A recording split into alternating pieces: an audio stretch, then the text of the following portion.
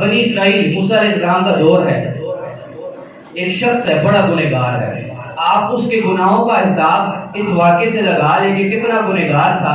وہ گنہگار شخص فوت ہو گیا، اس نے کبھی کوئی نیکی نہیں کی، کبھی کسی نے اسے نیک کام کرتے ہوئے دیکھا نہیں تھا۔ وہ فوت ہو گیا تو کیا ہوا، علاقے والوں نے مل کر پکڑا اسے، گھسیٹ کر کوڑے کے ڈھیر پر پھینک دیا۔ اب گناہوں سے کا حساب لگا لیں، ہمارے پاس کتنا گنہگار شخص محلے میں ہوگا، ہم پھر بھی جنازہ پڑھتے ہیں، ہم پھر بھی اسے غسل دیتے ہیں، پھر بھی کندھا دیتے ہیں، سارے مل کر جنازہ پڑھیں گے۔ وہ کتنا گنہگار تھا، علاقے والوں نے مل کر اسے گھسیٹ کر کوڑے کے ڈھیر پر پھینک دیا۔ اللہ تعالیٰ نے وحی نازل فرمائی اپنے نبی موسیٰ کلیم اللہ علیہ السلام کی طرف۔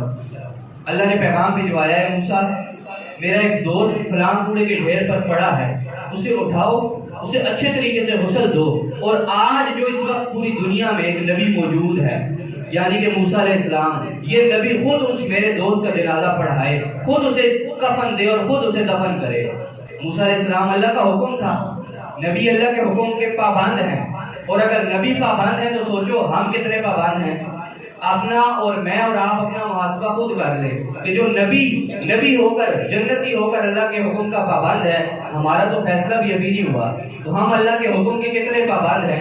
خیر اللہ ہم سب کو اپنا پابند بنائے، حکم کی تعمیر کرنے والا بنائے۔ موسیٰ علیہ السلام کو اللہ کا حکم ہوا، آپ جاتے ہیں اس کوڑے کے ڈھیر سے اس شخص کو اٹھاتے ہیں۔ علاقے والوں نے دیکھا کہ نبیوں کا جو اس وقت زمانے کا نبی ہے، کوڑے کے ڈھیر سے اس شخص کو اٹھا رہے ہیں، لاتے ہیں، اسے غسل دیتے ہیں، اسے کفن پہناتے ہیں، اس کا جنازہ پڑھاتے ہیں۔ لیکن ذہن میں ایک بات ہے، علاقے والے بھی کہہ رہے ہیں کہ اے اللہ کے نبی یہ تو بڑا گنہگار ہے، اسے تو ہم نے بھی پھینک دیا، آپ کیوں سینے سے لگا رہے ہیں۔ آپ نے جنازہ پڑھایا اور رب کی بارگاہ میں ہاتھ اٹھائے، یا اللہ یہ معاملہ سمجھ نہیں آیا، بندہ بڑا گنہگار تھا، سارے کہتے ہیں اس کے ہاتھوں، اس کے منہ سے، زبان سے، سر سے کبھی تیری عبادت ہوتے دیکھی نہیں ہے، اسے اتنا اعزاز تو نے عطا فرما دیا کہ نبی کے ذریعے تو نے اس کو قبر میں داخل کروا دیا۔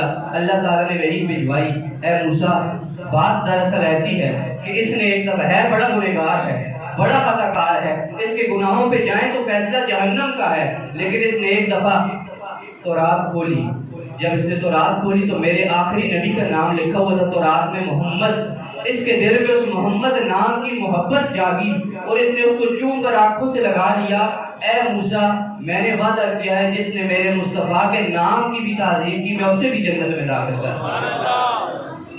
اتنا گنہگار شخص نبی کے نام کی تعظیم کی وجہ سے بخشا جا سکتا ہے، تو سوچو نبی کی اطاعت کرنے والوں کا یہ کیا نام ہوگا۔ تو آپ اور میں عہد کرتے ہیں کہ نبی کی اطاعت کریں گے،